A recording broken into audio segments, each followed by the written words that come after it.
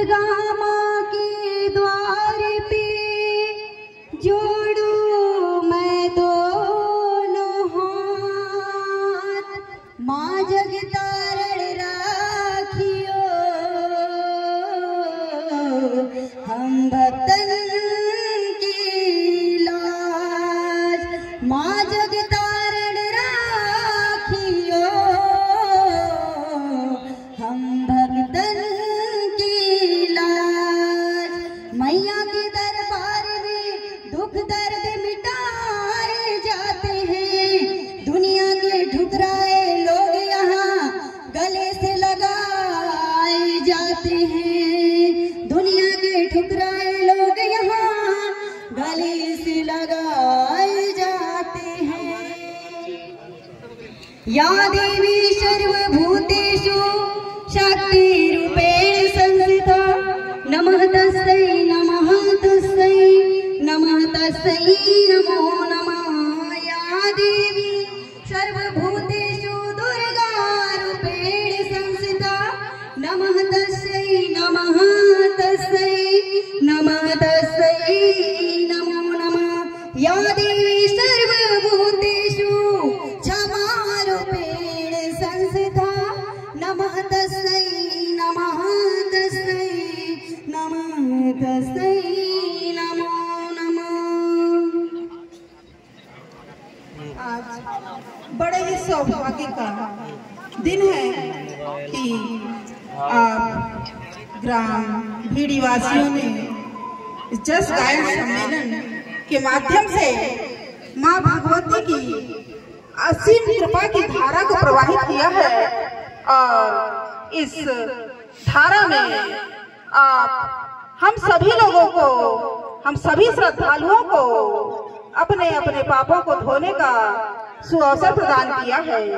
अतः हमारी प्रगति महिला मंडल सर्वप्रथम इस पावन भूमि भीड़ी को कोटि कोटि प्रणाम करती है। तत्पश्चात इस जस सम्मेलन का आयोजन करने वाली समिति, मंचासीन समस्त पदाधिकारी एवं पधारे हुए समस्त श्रद्धालु बंधुओं बहने एवं नन्हे मुन्ने बच्चे बुजुर्गगण, आप सभी को हमारी प्रगति महिला मंडल कोटि कोटि प्रणाम करती है। तत्पश्चात मंडल द्वारा हमें जो प्रसंग प्राप्त हुए हैं उनमें से एक प्रसंग है राजा हरिश्चंद्र की सत्यता की परीक्षा। इसके भाव को हमारी मंडल जस के माध्यम से प्रस्तुत करने जा रही है। लीजिए, आपके समक्ष जस के माध्यम से हम प्रस्तुत कर रहे हैं। समय बड़ा बलवान है माया, मैया चार दिन का मेला माया, वो चार दिन का मेला माया। मैया चार दिन का मेला माया,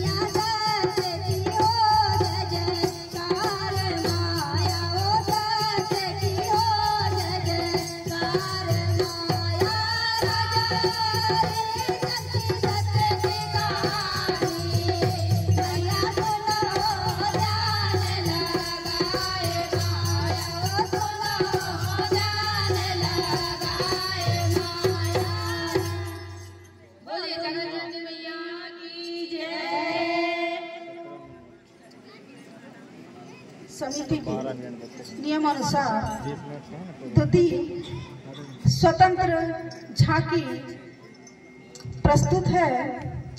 झांकी है माँ महिषासुर मर्दिनी का अवतार एवं महिषासुर मर्दन। नहीं है टीका। बोलिए महिषासुर मर्दिनी मैया की, बोलिए जगत जननी दुर्गे मैया की। जब जब होवे धर्म की हानि, मैया मारे असुर माने माया, मारे असुर माने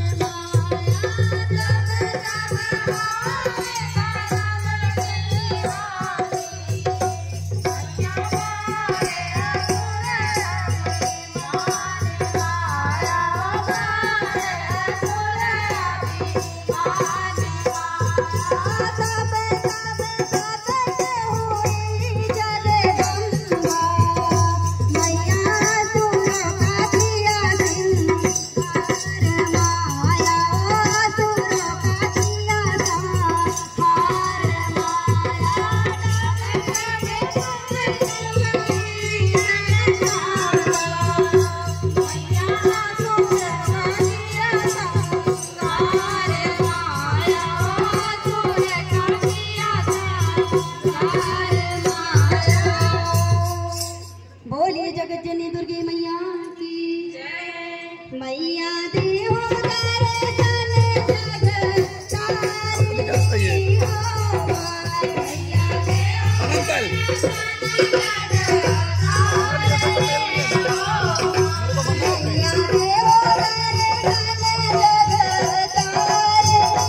हो, मैया देहो